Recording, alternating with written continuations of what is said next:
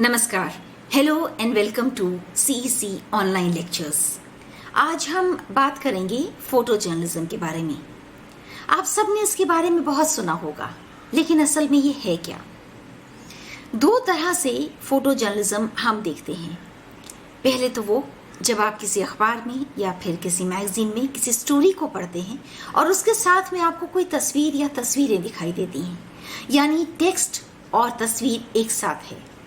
और दूसरी विधा वो जिसमें टेक्स्ट होता ही नहीं, आपको सिर्फ तस्वीर दिखाई देती है और तस्वीर के जरिए उस पूरी कहानी को, उस पूरी स्टोरी को आप तक पहुंचाया गया है।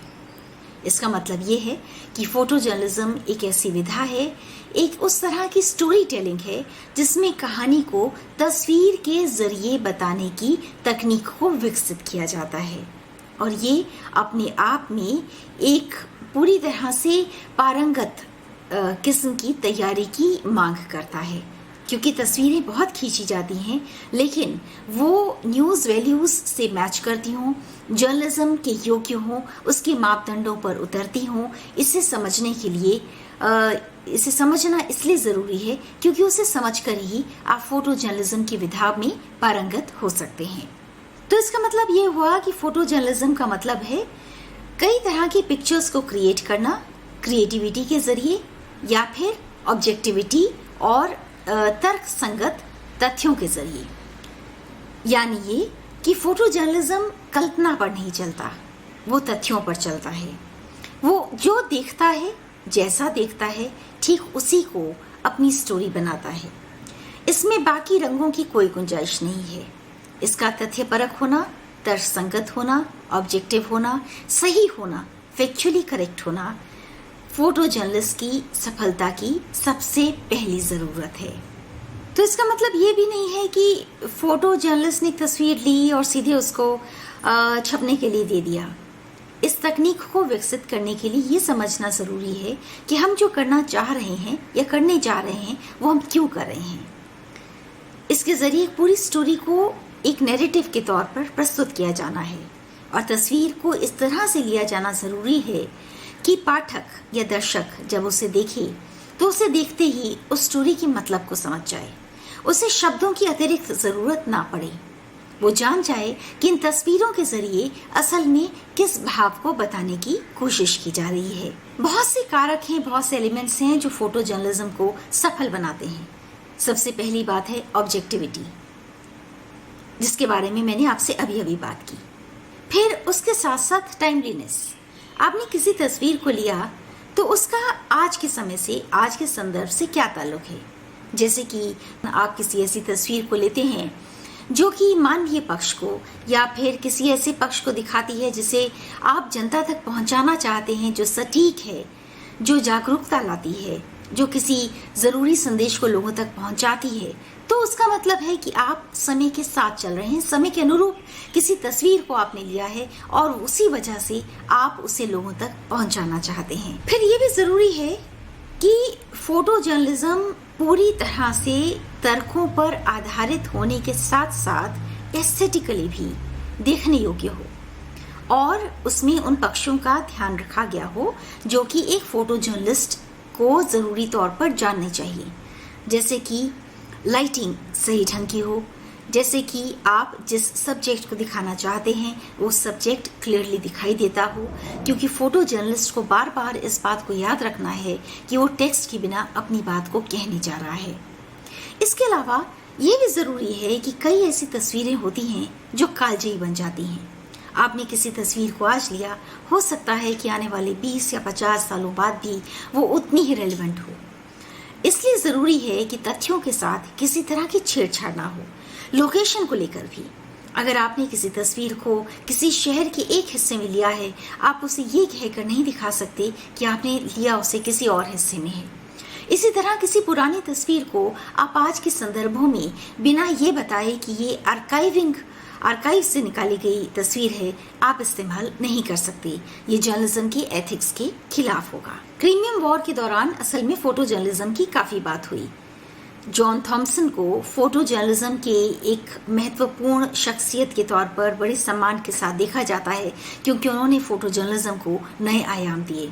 लेकिन मॉडर्न फोटो जर्नलिज्म की शुरुआत कैसे हुई?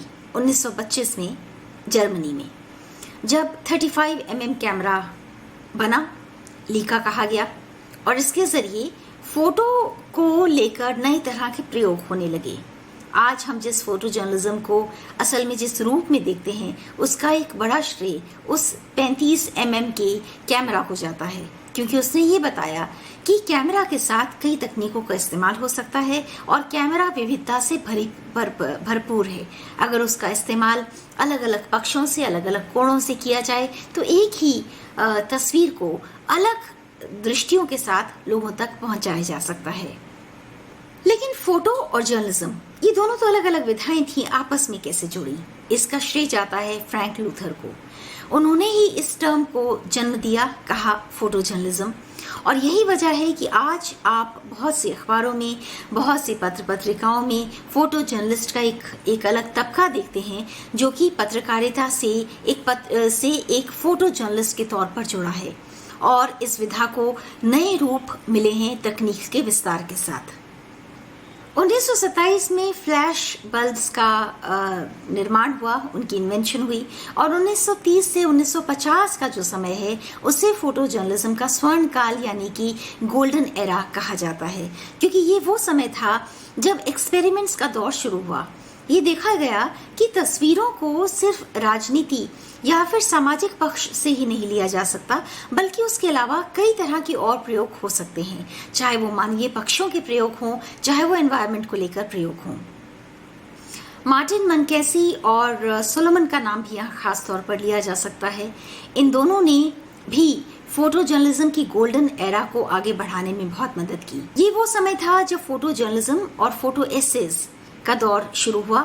ये माना जाने लगा कि जिस तरह एक निबंध को बनाया जाता है, उसी तरह कई तस्वीरों को जोड़कर एक फोटो एसे का रूप भी तैयार किया जा सकता है, क्योंकि पाठक ऐसी चीजों को देखना पसंद करता है। आपको याद होगा जब वर्ल्ड वॉर सेकेंड के बाद का जो दौर था और जर्नलिज्म अपने नए रूप को देख रहा था, उस दौर में ब्लैक एंड व्हाइट पत्रकारिता का जो दौर था उसमें प्रयोगों की शुरुआत होने लगी थी। ये माना जाने लगा था कि लोग ये जानना चाहते थे कि उनके आसपास के समाज में क्या हो रहा है। लेकिन उस समय ये भी था कि क्योंकि साक्षर लोगों की तादाद कुछ कम थी, निरक्षर लोगों की तादाद ज्यादा थी, अखबार के लोगों ने भी ये मानना शुरू कर दिया कि अगर तस्वीर का समन्वय ठीक तरह से अखबारों में किया जाए तो उसे पढ़ने वाले पाठकों की तादाद में इजाफा हो सकता है। सोलोमन ने इस बीच एक और प्रयोग किया। उन्होंने राजनीतिक दखल को समझने की कोशिश की। उन्होंने कई जगह पर प्रेस कॉन्फ्रेंसेस और राजनीतिक कार्यक्रमों की तस्वीरें ली और उन तस्वीरों को उन्होंने सहेजा। यही वो दौर था जब सेलिब्रिटी जर्नलिज्म भी होने लगा, शुरुआत हुई उसकी, और उन तस्वीरों को लोगों तक पहुंचाया गया जिन्हें देखने में लोगों की दिलचस्पी तब भी थी और आज भी है। क्योंकि सेलिब्रिटीज की जो रोज की जिंदगी है वो बहुत आसानी से सामने नहीं आ पाती थी, खास तौर पर उस दौर में, और वो तस्वीरें बहुत उत्सुकता, रोमांच, बहुत ही अलग तरह की बेताबी पाठकों के अंदर लेकर आती थी, और फोटो जर्नलिज्म के उस दौर ने इस बेताबी का भरपूर फायदा उठाया। इस बीच 1936 के उस दौर की बात करनी भी जरूरी है जिसे ह्यूमेन पत्रकारिता कहते हैं, एक ऐसी पत्रकारिता जो पूरी तरह से मानवीय है। इस दौर में वो तस्वीरें भी ली गईं जिसका मानवीय पक्ष उजागर करने में तस्वीरों का योगदान था। विश्व युद्ध के बाद सोशल इंजस्टिस, सामाजिक असमानता से जुड़ी हुई इन तस्वीरों ने लोगों का ध्यान बरबस अपनी तरफ खींच लिया। अब वो समय शुरू हुआ जब इलस्ट्रेटेड मैगजीन्स में फोटोज को बहुत जगह दी जाने लगी। यही वो दौर था जब डेनमार्क में फोटोग्राफर्स के एक बड़ी एसोसिएशन का निर्माण हुआ। उस समय उसमें सिर्फ 8 फोटो पत्रकार थे और आज इसकी तादाद काफ़ी बढ़ गई है। पूरी दुनिया में इसे एक प्रतिष्ठित संस्था के तौर पर देखा जाने लगा है। इसी दौर में अमेरिका में भी नेशनल फोटोग्राफर्स एसोसिएशन का गठन हुआ और इसने भी जो फोटो पत्रकार हैं उनको प्रोत्साहित करने और एक मंच में लाने में बहुत बड़ी मदद दी। अब मैं आपसे नए समय की फोटो जर्नलिज्म की बात करना चाहूंगी जिसे हम विजुअल जर्नलिज्म कह सकते हैं। वो इस तरह से कि आप जिस विधा को पहले देख रहे थे, जिसमें महज एक कैमरा था, उसमें एक रील थी और तस्वीरों को खींचा जा रहा था, फिर हम डिजिटल दौर की तरफ आए और अब मल्टीमीडिया के दौर में फोटो जर्नलिज्म ने एकदम एक नया रूप ले लिया है। वो इस तरह से कि आप तस्वीर को लेते भी हैं, उसके साथ आप कई बार ऑडियो को जोड़ते हैं, कई बार आप कुछ विजुअल्स को, कुछ इमेजेस को विजुअल फोटोग्राफी के तौर पर जोड़ लेते हैं, कई बार उसके साथ आप वीडियोस जोड़ते हैं, कई बार किसी तरह का ऑडियो होता है। तो एक तरह का एक ऐसा नैरेटिव बन रहा है जो कि विजुअल स्टोरी को पाठक और दर्शक दोनों को एक साथ देता है। और यही वजह है कि इस दौर में फोटो जर्नलिस्ट की अहमियत काफ़ी ज़्यादा बढ़ गई है। भारत में फोटो जर्नलिज्म ने 1840 के आसपास जन्म लिया। ये दौर बहुत ही अलग तरह का दौर था। ब्रिटिश हुकूमत भारत पर थी और अंग्रेज़ों को एक तरह की का ये शौक भी था कि वो भारतीय मॉन्यूमेंट्स की, भारतीय इतिहास की और यहाँ की प्राकृतिक सौंदर्य की तस्वीरें लेना पसंद करते थे। 1856 में जब पहली म्यूटिनी हुई, उस समय भारत में भी जैसे पहली बार वॉर जर्नलिज्म की तस्वीरों का चलन शुरू हुआ। उस दौर की कुछ एक तस्वीरें ली गईं और बाद के दौर में अंग्रेज़ों के रहने तक कई बार ऐसा हुआ कि जब अंग्रेजी हुकूमत के खिलाफ भी भारतीय जनता आवाज़ उठा रही थी, फोटोग्राफर्स ने उन तस्वीरों को बहुत ही साधना के साथ लिया और आज भी वे तस्वीरें भारतीय इतिहास की उस दौर की कहानी कहती हैं। कुछ और तस्वीरें भी जिन्हें आज भी ऐतिहासिक तौर पर भारत में याद किया जाता है और बहुत सम्मान से, बहुत भावनाओं के साथ उन्हें देखा जाता है। आपको याद होगा जब महात्मा गांधी की शहादत हुई वो तस्वीर, और उसके बाद जब गांधी जी की अंतिम यात्रा हुई उस समय की कुछ तस्वीरें जिसके ज़रिए गांधी जी के अंतिम समय की कहानी कही जाती है। आप अगर उन्हें ध्यान से देखेंगे तो आप समझेंगे कि किस तरह से बड़ी मुश्किलों के साथ उन तस्वीरों को लिया गया होगा और वो आज भी उस समय की एक जीवंत तस्वीर को हमारे सामने ले आती हैं। इसी तरह 1947 में आज़ादी मिलने के समय जो स्पीच जवाहरलाल नेहरू ने, भारत के पहले प्रधानमंत्री ने अपना जो पहला भाषण दिया था, उसकी तस्वीरें भी बहुत ऐतिहासिक तस्वीरें हैं। इसके अलावा स्वतंत्रता संग्राम के दौरान कई ऐसे सेनानियों की तस्वीरें हमारे लिए आज भी ज़रूरी हैं, क्योंकि जिन चीज़ों का हमारे पास कोई लिखित दस्तावेज़ नहीं है, उस दस्तावेज़ की कमी को कई बार ये तस्वीरें पूरा कर पाती हैं। यहाँ पर एक और नाम लेना बहुत ज़रूरी है, वो है हुमायूं व्यारवाला का। उन्होंने उस दौर की तस्वीरों को सहेजा और लिया जब द्वितीय विश्व युद्ध हुआ, और वो तस्वीरें आज भी ऐतिहासिक हैं। भारत में पुरुषों का वर्चस्व एक लंबे समय तक फोटो जर्नलिज्म के इतिहास में रहा, लेकिन हुमायूं व्यारवाला को ख़ास तौर पे इसलिए भी याद किया जाता है कि एक महिला होने के बावजूद आज़ादी के संघर्ष को अपने कैमरा में लेने के लिए वो घंटों सड़कों पर घुमा करती थीं और उनकी ली हुई तस्वीरें आज भी बहुत सम्मान के साथ देखी जाती हैं। एक और विधा है स्पोर्ट्स, खेल से जुड़ी हुई तस्वीरें। खेल की तस्वीर लेना वाकई मुश्किल है, खेल को टेलीवाइज करना भी मुश्किल है, क्योंकि हर खेल का पेस अलग है, हर खेल की स्पीड अलग है।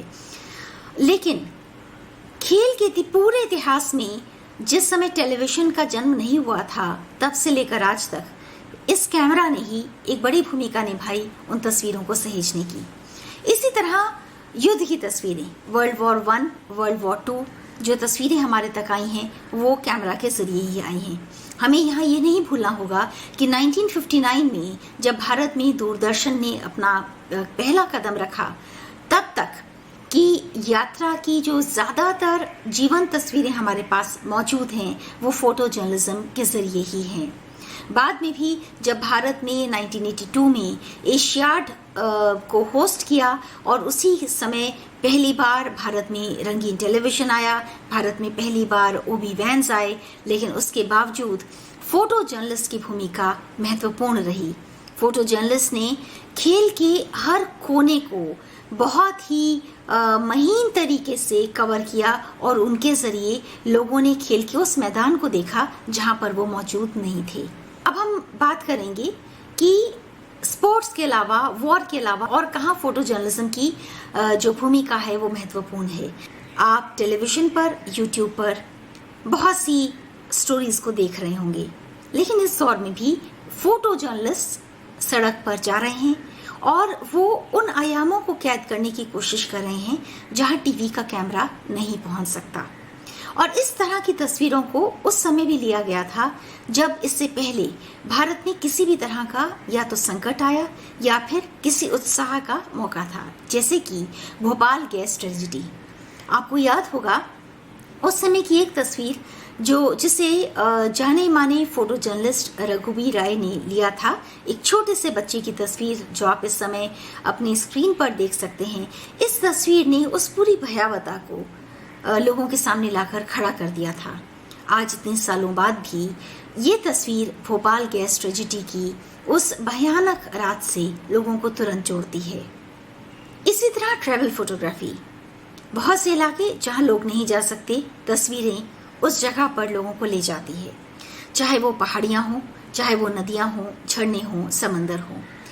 ट्रैवल जर्नलिज्म भी एक नई विधा के तौर पर उभरा है और ये एक अलग तरह की बीट भी बन गई है कई टेलीविजन चैनल्स और अखबारों में। इसी तरह ज़रूरी है वाइल्ड फोटोग्राफी। हम सब जानते हैं कि पूरी दुनिया में इस समय पर्यावरण के संकट पर चर्चा हो रही है, चाहे पानी का बचाव हो या फिर वाइल्ड लाइफ को बचाने की बात हो। फोटोग्राफर्स ने अलग अलग हिस्सों से तस्वीरों को खींचकर लोगों को चेताने की और जागरूक करने की कोशिश की है। अब आपके मन में सवाल आ रहा होगा कि अगर कोई फोटो जर्नलिस्ट बनना चाहता है तो वो क्या करे। पहली बात, फोटो जर्नलिस्ट को जर्नलिज्म की परख जरूर हो, क्योंकि फोटो के साथ जर्नलिस्ट शब्द लिखा है। वो ये जरूर जानता हो कि पत्रकारिता की विधा के तौर पर किस तरह की तस्वीरों की जरूरत पड़ती है, क्यों पड़ती है। अगर किसी स्टोरी को, किसी इवेंट को वो कवर करने जा रहा है तो उसकी अलग अलग डायमेंशंस को जरूर पढ़े। उसे ये जरूर पता होना चाहिए कि जिनसे वो मिलने जा रहा है वो लोग कौन हैं, किसी तस्वीर को लेने का मतलब क्या है और उस तस्वीर के पीछे का सच क्या है। ये जाना बहुत जरूरी है। इसी तरह फोटो जर्नलिस्ट को ये भी पता होना चाहिए, कई बार किसी एक क्षण में जो दिखाई दे रहा है हो सकता है वो पूरी तरह से सच ना हो। इसलिए फोटो जर्नलिस्ट का तथ्यपरक होना, पूरी तरह से जर्नलिज्म के जो तत्व हैं उनके बारे में जानना और फोटो की मर्यादा को समझना, मॉरल वैल्यूज को, मॉरल एथिक्स को, फोटो की एथिक्स को जानना फोटो जर्नलिस्ट के लिए बहुत जरूरी है। फोटो जर्नलिस्ट के सामने और दो बड़ी बातें हैं। पहली बात तो ये कि कुछ तस्वीरों के बारे में शायद पहले से एक अंदाजा होता है कि हाँ इस तरह की तस्वीर मिल सकती है। जैसे कि अगर आप किसी प्रेस कॉन्फ्रेंस को कवर करने जा रहे हैं तो आप जानते हैं कि प्रेस कॉन्फ्रेंस की ऐसी सेटिंग होगी, इस तरह कुछ पत्रकार होंगे जिन्हें प्रेस कॉन्फ्रेंस एड्रेस करना है, वो प्रमुख जगह पर बैठे होंगे और आपको वो तस्वीरों को लेना है। लेकिन कुछ चीजें ना अपने हाथ में होती हैं और ना ही कल्पना में होती हैं। इसलिए फोटो जर्नलिस्ट को हर समय सतर्क, हर समय जागरूक और तैयार रहना जरूरी है, क्योंकि जो मौका आया है वो शायद उसके अगले पल में ना आए। इसलिए उसके पास उसका कैमरा हमेशा तैयार हो, बैटरीज हमेशा चार्ज हो और उसे उस खबर के बारे में कुछ पहले से जानकारी भी हो। मान लीजिए आप किसी को देखते हैं जो सड़क पर कोविड-19 के दौरान किसी बुजुर्ग इंसान को खाना खिला रहा है और आप उसको एक फोटो फीचर के तौर पर प्रस्तुत करना चाहते हैं। अगर आप उस शख्स से कहेंगे कि आपके सामने वो दोबारा से वैसा ही कर दिखाए तो वो एक स्टेज्ड पिक्चर होगी। नेचुरल पिक्चर के लिए जरूरी है कि फोटो जर्नलिस्ट इस तरह से तैयार रहे कि सामने वाले को इस बात का आभास भी ना हो और एक अच्छी और मानवीय तस्वीर सामने आ जाए। ये भी जरूरी है कि फोटो जर्नलिस्ट ये जरूर याद रखे कि तस्वीर जरूरी है, तस्वीर महत्वपूर्ण है, जर्नलिस्ट नहीं। उसे कैमरा के पीछे रहना है, कैमरा के सामने वो आएगा जो ज्यादा जरूरी है। और अगर मानवीय पक्ष की तस्वीर है तो कई बार जो चेहरे का भाव है, जो आंखों का भाव है, वो भी जरूरी है। एक तस्वीर और अब आप देखिएगा जिसमें कि एक मिशनरी के हाथ में एक किसी मुसीबत ज़दा बच्चे का हाथ है और उस हाथ को वो थाम कर कुछ कहने का प्रयास कर रहा है और ये तस्वीर अपने आप में एक महत्वपूर्ण तस्वीर है। ये केविन कार्टर की ली हुई तस्वीर है और ये एक सुडानीज बच्चा है जो कि भूखा एक कोने में बैठा है और वल्चर उसे बहुत ध्यान से देख रहा है। इस तस्वीर की मार्मिकता को अपने कैमरे में उतारने के लिए केविन को बाद में प्युलिट्जर पुरस्कार से भी नवाजा गया था। यहाँ ये भी जोड़ा जा सकता है कि फोटो जर्नलिज्म के जो बड़े पुरस्कार पूरी दुनिया में दिए जाते हैं उनमें प्युलिट्जर प्राइज़ का नाम खास तौर पर बहुत अहमियत रखता है। अब अपने लेक्चर के अंत में आपसे जो अंतिम बात मैं कहना चाहूँगी कि अगर आप फोटो जर्नलिज्म में जाना चाहते हैं तो पहले उसके बारे में खूब पढ़िए और कुछ ऐसी तस्वीरों को देखिए जो आपको इस बात का आभास दिलाएंगी कि कैसे अलग अलग परिस्थितियों में ली गई तस्वीरें महत्वपूर्ण थीं। फोटो जर्नलिस्ट इसलिए भी हर दौर में ज़रूरी और महत्वपूर्ण है क्योंकि वो इतिहास को, अपने आने वाले समय को और वर्तमान समय को डॉक्यूमेंट करता है और इसके ज़रिए कई बार उस समय को जानने की में आसानी मिलती है जिससे शायद ना तो बहुत डिटेल में लिखा गया या फिर सहेजा नहीं गया। तस्वीरों की दुनिया बड़ी दुनिया है, ज़रूरी दुनिया है और बहुत ही मार्मिक दुनिया है। उम्मीद करती हूँ कि आज का लेक्चर आपको पसंद आया होगा। नमस्कार।